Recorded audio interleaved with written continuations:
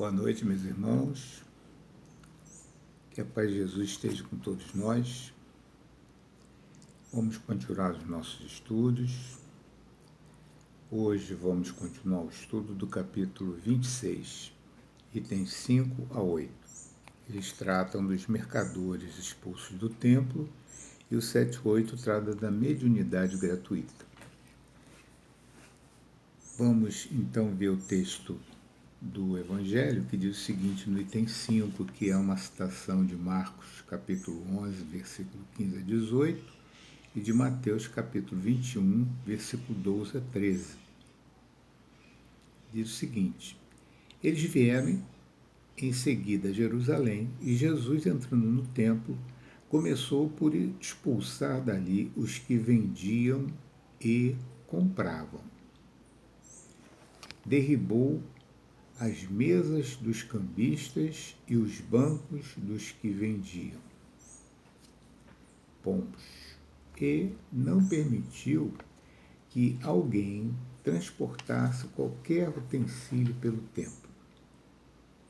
Ao mesmo tempo, os instruía dizendo: não está escrito, minha casa será chamada casa de oração por todas as nações? Entretanto, fizeste dela um covil de ladrões.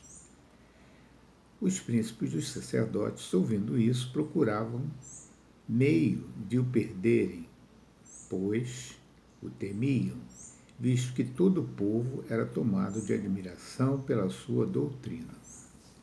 Esse é o texto bíblico que Kardec vai fazer um breve comentário no item 6, que diz o seguinte: Kardec diz: Jesus expulsou do templo os mercadores. Condenou assim o tráfico das coisas santas sob qualquer forma. Deus não vende a sua bênção, nem o seu perdão, nem a entrada no reino dos céus. Não tem, pois, o homem o direito de lhes estipular preço. Dentro da nossa fragilidade ao longo das encarnações, nós já cometemos isso várias vezes. Nós já vendemos o sagrado, nós já comercializamos o que é de Deus.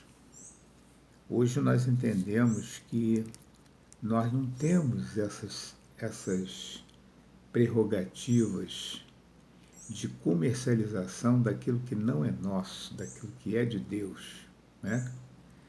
Kardec não vai fazer críticas a outras religiões, ele para o comentário por aí, mas disse tudo nessa notinha, e a partir daí ele vai cuidar da doutrina espírita, vai falar sobre a mediunidade gratuita.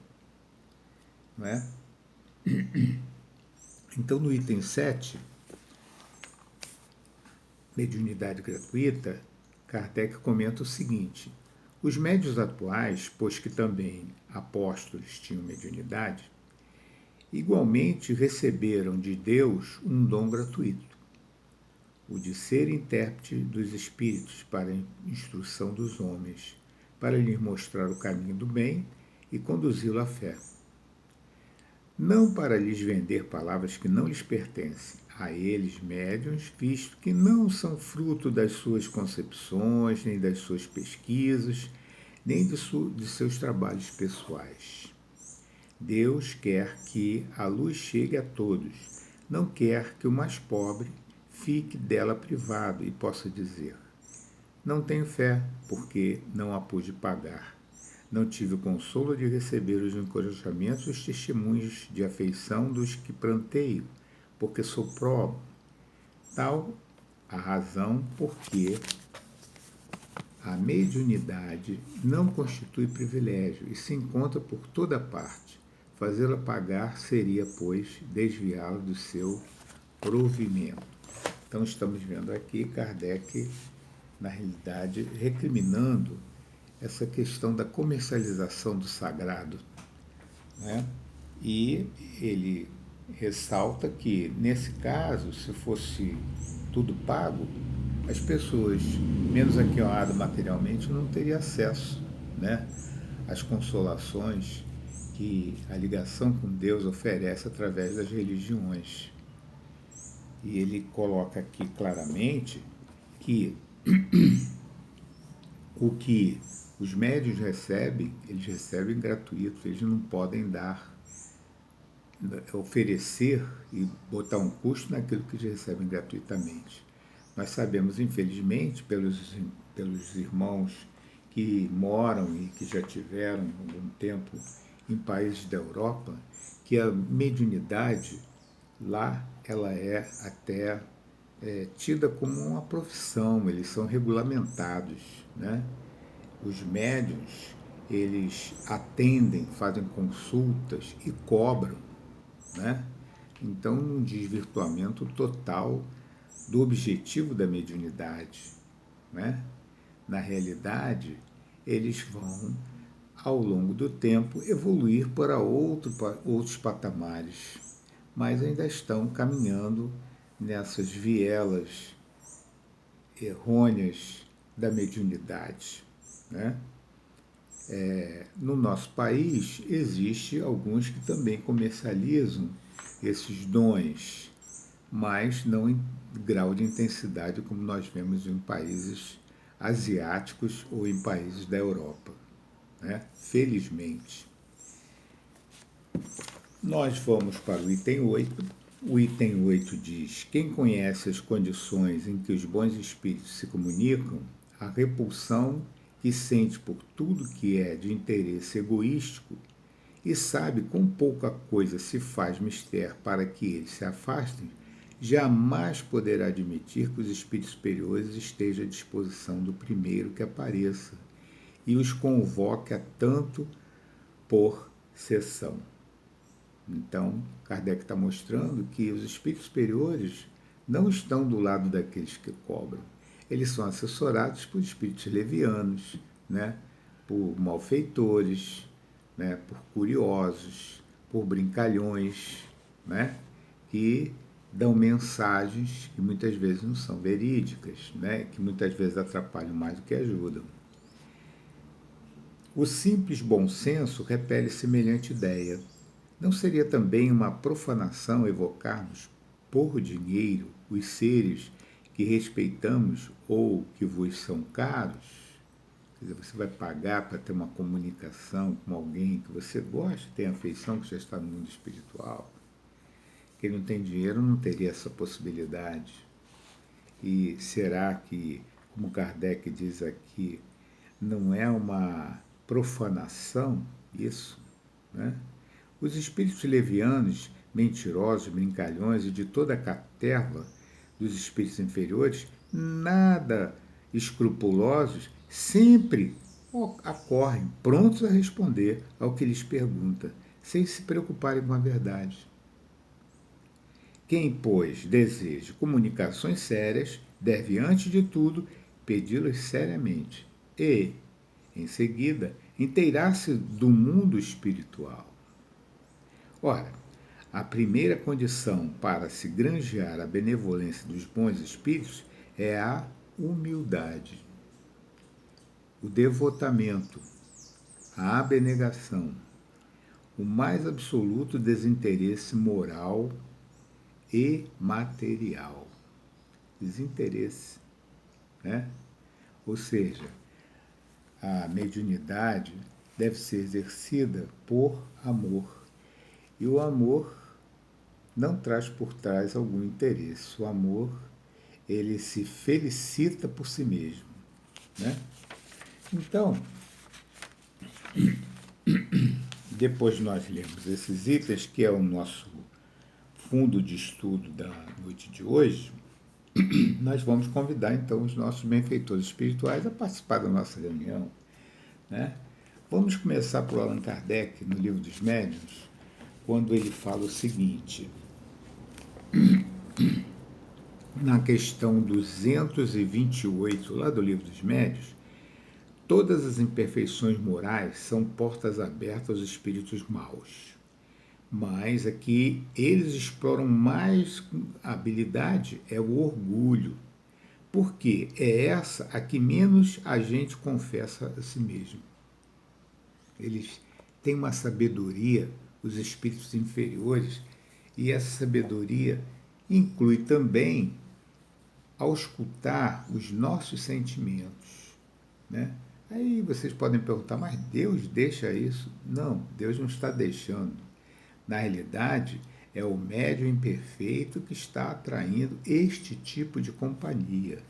Ou seja, ele não está, como Kardec nos falou, aqui com humildade, com devotamento, com abnegação e desinteresse. Ele está com algum interesse. Ele é orgulhoso. Ele não está devotado à sua missão, à sua tarefa. E ele não é abnegado para oferecer ajuda aos seus irmãos. Então, por isso, ele entra numa faixa de vibração, de atração dos espíritos ignorantes, né?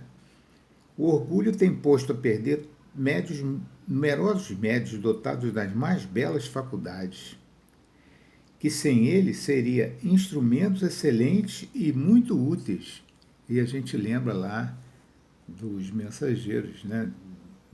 No livro de André Luiz, logo no início ele fala assim, olha, preparamos uma longa fila de espíritos que vão reencarnar e são preparados aqui para exercer a função mediúnica e voltam sob a forma de enfermos. Né? Logo no início do livro ele fala isso, André Luiz lá. Ou seja, o espírito se prepara para exercer uma função mediúnica e chega aqui, infelizmente, vai falir devido ao seu orgulho, principalmente segundo Allan Kardec está nos falando. Né? Vamos convidar então Joana de Ângeles para participar da nossa reunião. No livro Espírito e Vida, psicografia do Divaldo, há muita dor em volta de ti, diz ela, almas doentes em ambos os planos, em chameio em volta da mediunidade. Até atingir as esferas sublimes, há muito o que fazer. Na seara mediúnica, todos os começos são difíceis. Aliás, os benfeitores sempre falam isso, né? É preciso vencer uma etapa inicial, é preciso ter estudo, é preciso conhecer o fenômeno para que ele seja mais produtivo, para que ele sirva melhor, né, aos desígnios de Deus. Os olhos devem se acostumar às paisagens aflitivas, onde o sofrimento faz morada. Para os mentores espirituais possam utilizar-te mais firmemente, é necessário conhecer a tua capacidade de serviço em favor dos semelhantes. Então, é um trabalho dentro, mas também muito fora da própria reunião, né, mediúnica. Em Lampadário Espírita, ainda continuando com a ajuda de Joana de Ângeles, ela diz o seguinte, lá na página 113, ainda é destes dias o sarcasmo, a perseguição, a impiedade e a desconsideração dos médios. Nós sabemos que muitos médios sofrem até dentro dos seus próprios lares, né? Com irmãos que não entendem o que está acontecendo, né? Aquele trabalho que ele está desenvolvendo. Em todos os tempos, eles provaram amarguras e malsinações. Ainda ontem eram tidos como endemoniados e ardiam como piras fumegantes. Dá-te de coração as mãos do Senhor e deixa-te conduzir por elas. A mistificação não será fantasma no teu caminho, pois que integrado ao bem, o próprio bem te é couraça de proteção. Então, quando nós estamos assessorados pelos bons espíritos, nós estamos assim blindados de outros tipos de influência.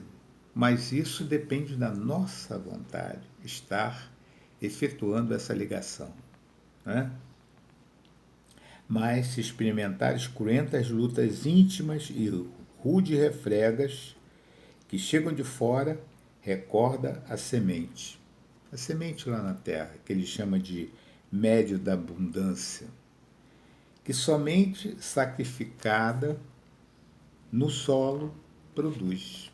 Então a semente faz o seu trabalho de mudança interior para chegar a ser uma árvore e uma planta produtiva. Isso foi Lampadário Espírita. Vamos convidar agora Bezerra de Menezes. Bezerra de Menezes, no livro Estudando Mediunidade, ele nos fala também sobre, na lição Mediunidade Gratuita, né, ele nos fala, essa faculdade natural, a mediunidade, merecedora de todo respeito, requer para o seu uso correto que o medianeiro se prepare por meio do estudo, dando ensejo a um aprimoramento de sua mediunidade. Aprimoramento esse que deve ser sustentado pelas raízes profundas do amor. Né? Então, Bezerra de Menezes nos alertando que é preciso estudar, é preciso conhecer, né, o que está ocorrendo naquele momento. E isso facilita bastante os trabalhos dos benfeitores através dos médiuns. Ainda com Bezerra de Menezes, no livro Coragem da Fé, ele nos fala, o Coragem da Fé é do médium Carlos Bacelli, perdão, não falei do livro Estudando o Evangelho, a médium é Alda Maria, a médium que transcreveu as palavras de Bezerra de Menezes. Agora nós estamos no Coragem da Fé, o médium é Carlos Bacelli. Então ele diz o seguinte: as alegrias que vos serão advindas do cumprimento das vossas obrigações na mediunidade compensarão todas as vossas dores e sacrifícios. Não, são alegrias que começam aqui, mas elas são muito mais extensas quando nós passarmos para o outro lado da espiritualidade. Mas essa alegria, o médium que cumpre as suas tarefas e que mantém o seu estado mental receptivo para os benfeitores, ele é de grande ajuda, de grande auxílio para os irmãos que são conduzidos a essa comunicação. E isso propicia uma alegria muito grande aos médiuns. Né? Disciplinai-vos, diz Bezerra de Menezes. Crescei em espírito e vereis as vossas faculdades medianímicas se ampliarem nas suas possibilidades. Todo caminho de ascensão é repleto de obstáculos. Não queireis transpô-los à pressa, mas estáis convicto que o êxito de qualquer empreendimento, demanda tempo de preparação. Então é necessário que nós não sejamos afoitos, né? E deixemos o tempo fazer o seu trabalho ao lado do estudo que o médium está desenvolvendo. Não duvideis, hora alguma, das ações dos desencarnados. Nós muitas vezes duvidamos que nós não estamos rodeados por essa multidão de espíritos, como Kardec nos fala. Né? E eles influenciam negativamente em muitos instantes da nossa vida porque nós permitimos. Né? Nós não somos, em muitos momentos, vigilantes. Devotai-vos à prática do bem aos semelhantes, criando um ambiente propício para a fé.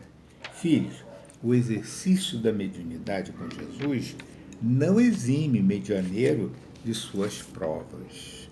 Então, isso não é um salvo-conduto para a felicidade plena ainda aqui na Terra. Né? Tenhamos essa clareza. Né? André Luiz, no livro Vendo o Evangelho, o médium Antônio Baduio Filho, ele nos vem falar de uma cobrança diferente.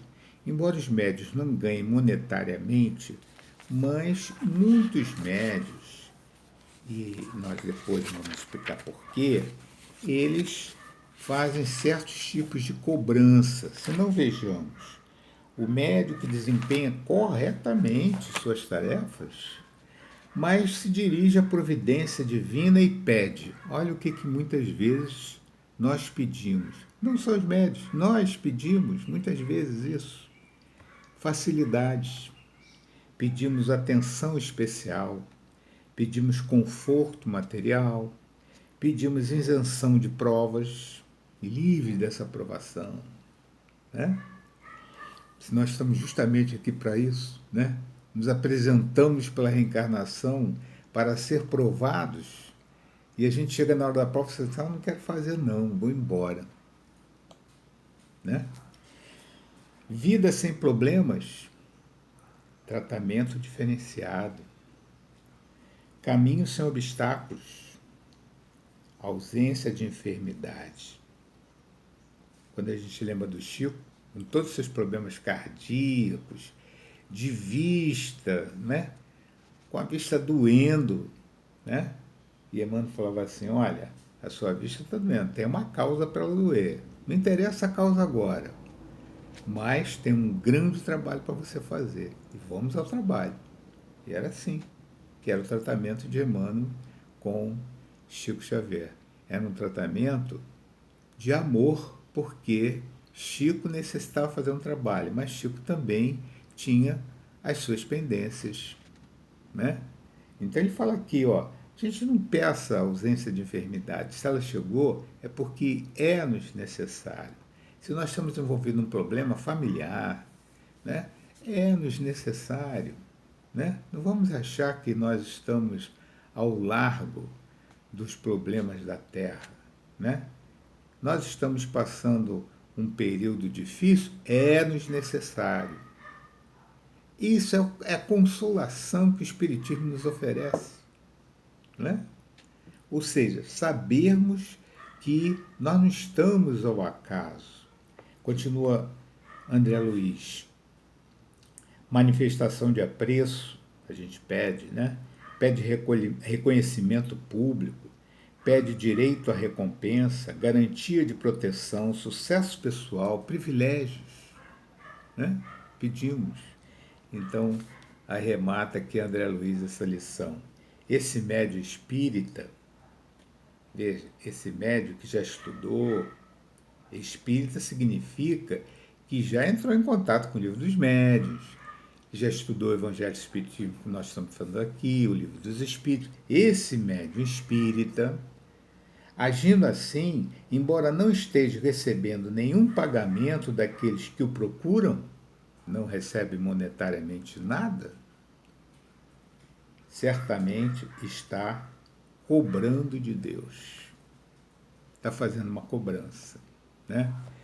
E essa lição tem, por sinal, o título Certamente. Tá? A lição 304 do livro Vivendo o Evangelho.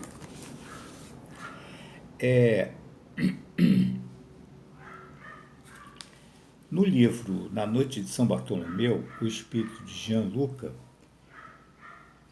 e eu estou agora longe do livro para lhes falar médium, mas nesse livro o espírito fala o seguinte, lá nos trabalhos de auxílio que os espíritos livres da matéria fazem, lá na espiritualidade, eles se defrontam com súplicas extravagantes, rogando a Deus conceda isso ou aquilo para se tornar-se venturosos.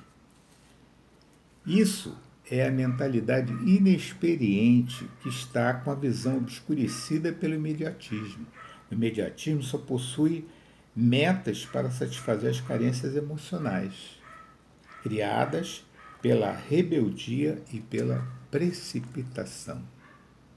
Estamos sempre confundindo prazer com satisfação e felicidade com recriação. É preciso refazer a trajetória de desenganos e ilusões e buscar o caminho do equilíbrio e do discernimento. Nossa inconstância fala da nossa fragilidade emocional e infantilidade espiritual. Por isso somos inconstantes, né? Mas não entremos no terreno do desculpismo. Nós sabemos agora por quê, vamos reverter, vamos tomar outro caminho. De experiência em experiência, abandonamos exageros, imprimimos serenidade em nossas manifestações. Nós vamos apanhando da vida, que são as experiências necessárias, e nós vamos nos modificando. A felicidade é uma questão de adesão íntima à lei do amor, da qual a gente ainda está um pouco distante. Então vejam, Joana nos fala do trabalho, Joana nos fala do começo difícil. Joana nos falou de conhecer a capacidade de servir. Joana nos falou da honra de ajudar desinteressadamente. Joana nos fala das lutas íntimas como a semente na terra. Bezerra de Menezes nos fala que lá do tempo de Moisés já havia esses oráculos, esses médios, e Moisés até proibiu a comunicação com os espíritos naquela época. Ele fala também que é necessário o estudo para nos aprimorarmos. A ascensão é repleta de obstáculos, diz ele. A mediunidade não exime o médium das provas, acabamos de ver agora. E André Luiz adverte para abolirmos a cobrança feita a Deus pelo fato de exercermos alguma tarefa em nome do bem, como médios ou não, né? Como médios ostensivos ou como médios não ostensivos. Então, nós caminhamos para o final da nossa reunião e vamos lá no livro Instruções Psicofônicas, Psicografia do Divaldo. Depois da lição de André Luiz ter dado uma série de recomendações para reuniões mediúnicas, nessa lição 46, ele diz assim: retirando-se André, o nosso companheiro José Xavier controlou as faculdades do médium e anunciou-as à presença do poeta Cruz de Souza, recomendando-nos alguns instantes de oração e silêncio. Com efeito, como de outras vezes, alterou-se a expressão mediúnica e daí a momentos o novo visitante declamou em voz alta e firme. Vamos ver o recado de hoje de Cruz de Souza. O nome é Os Viajantes da Fé. Vara o trilho espinhoso, estreito e duro. E embora te magoe o peito aflito, torturado na sede do infinito, guarda contigo amor sublime e puro. Martirizado, exame inseguro, ninguém perceba a angústia de teu grito. Sangre-te os pés nos cerros do granito, segue, antevendo a glória do futuro.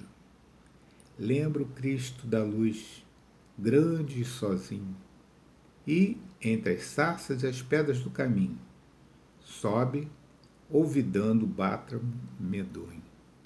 Somente sobe ao céu iluminado, quem traz consigo, exangue e torturado, o próprio coração na cruz do sonho. Cruz de Souza é o autor desse poema que encerra os nossos estudos da noite de hoje. Vamos fazer a nossa oração, encerramento dos nossos estudos de hoje. Pensando em Jesus, vamos lhe enviar um apelo. Senhor Jesus, agradecemos a oportunidade que tivemos na noite de hoje de estarmos junto do Teu Evangelho.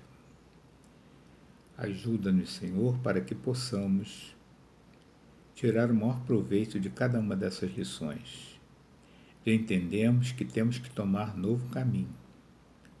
Ajuda-nos na compreensão, para que nós possamos no dia a dia exercer a nossa vontade no sentido da estrada do bem. Pedimos, Senhor, nesta oportunidade, por todos aqueles que sofrem em quaisquer condições na terra, sofrimentos materiais, sofrimentos morais, aqueles que já desencarnaram, que também possam receber das equipes espirituais do bem o auxílio necessário para continuar as suas caminhadas. Aqueles que por aqui ficaram, que possam perceber que tudo está no controle do nosso Pai amorável e que, na realidade, nós temos essas necessidades para vencermos a nós mesmos e para refletirmos tomando novas estradas. Obrigado, conselheiro. Obrigado aos mentores que nos auxiliaram na noite de hoje, que possamos ter uma noite de sono agradável, que nós possamos conviver com os nossos afetos na espiritualidade. E assim, Senhor Jesus, agradecemos a Tua proteção e a proteção do nosso Pai Celestial. Meus irmãos, muito obrigado pela atenção de vocês nessa noite e que nós possamos, então, continuar a nossa caminhada. E como diz Emmanuel, que nós possamos atender aos desígnios de Deus em qualquer circunstância, né? Então, vamos caminhando. Que a paz de Jesus esteja com todos nós.